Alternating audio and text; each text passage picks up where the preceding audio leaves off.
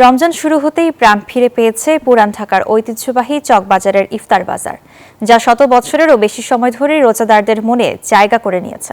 তবে এবার এই বাজারেই পড়েছে জ্বালানি গ্যাসের দাম বৃদ্ধি এবং সংকটের প্রভাব। আগের মতো স্বাস্থ্যসম্মত খাবার মেলে না, অভিযোগ ক্রেতাদের। রাশেদ রায়হানের রিপোর্ট। রমজান মানেই পুরান ঢাকার ঐতিহ্যবাহী চকবাজারের ইফতার বাজার। বিকেল গড়াতেই পুরান ঢাকার সরু গলি থেকে ভেসে আসে তেলেভাজার ঘ্রাণ। চকবাজারের শাখী মসজিদের সামনের রাস্তায় ইফতার সামগ্রীর বর্ণিল পসরা সাজিয়ে বসেছেন বিক্রেতারা।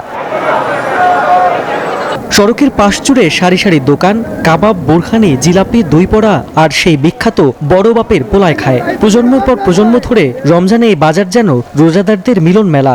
বড় বাপের পোলা খায়, তারপর অনেকে রুটি, সুতি কাবাব এগুলো সব লাগে। বাচ্চাদের নিয়ে আসছি, ওদের শিখাইতেছি।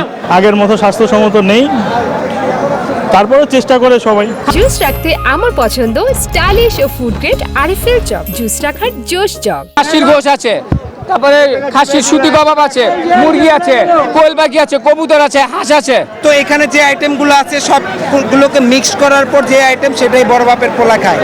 পুরান ঢাকার বাসিন্দারা ছাড়াও রাজধানীর বিভিন্ন এলাকা থেকে ভোজন রসিকরা চকবাজারে আসেন পছন্দের ইফতার সামগ্রী কিনতে। প্রত্যেকবারের মতো এবারও আসলাম, আর আনন্দটা প্রতি বছরে আমরা আসি এখানে, আমরা ইফতার নিয়ে যাই। শরবত কিনছি, মহব্বতের শরবত আর বাদাম শরবত, এটার জন্য বেসিক্যালি আসি। তবে এবারে ইফতার বাজারে আনন্দে এসেছে কিছুটা উদ্বেগ। চলমান গ্যাস জ্বালানি সংকট ও তেলের দাম বৃদ্ধির প্রভাব পড়েছে বাজারে। সীমিত লাভ করি, কিন্তু আমরা এখানে ঐতিহ্যবাহী দোকান তো আমরা চালাই দিতেছি। এই কারণে এখন গ্যাসের দামটা বেশি হলে আমাদের কিছু করার নাই। গ্যাসের দাম বেশি, সবকিছু দামই বেশি। এই সরকারের কাছে আবেদন থাকবে সবকিছু একটু নিয়ন্ত্রণ থাকে, কাস্টমারদের আমরা কম দামে সবকিছু দিতে পারবো ইনশাআল্লাহ।